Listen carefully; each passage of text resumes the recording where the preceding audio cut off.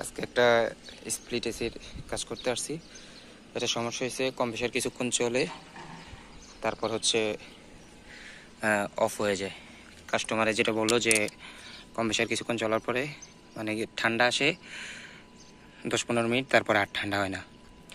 পরে আমি যে কাজটা করলাম সেটা হচ্ছে এসি অন করলাম। অন করার পরে এসিটার আউটডোরটা হচ্ছে উপরে এমন ছাদে, পরে এম্পিয়ার মিটার লাগালাম ভিতরে। দেখতেছি যে আস্তে আস্তে এম্পিয়ার বাইরে কম্প্রেসার টিপ করছে। পরে আইসা দেখলাম যে এসির যে মোটর ঘুরে না।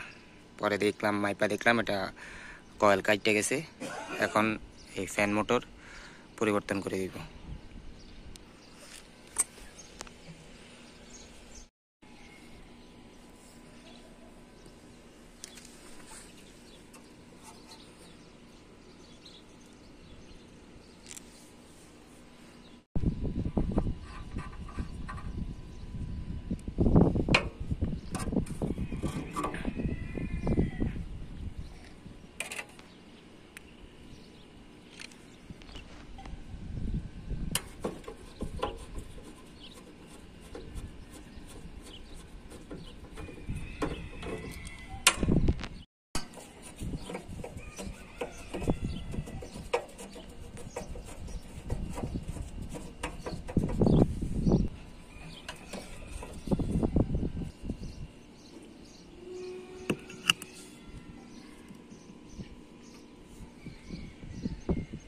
অন্যটা তো চলে গেছে।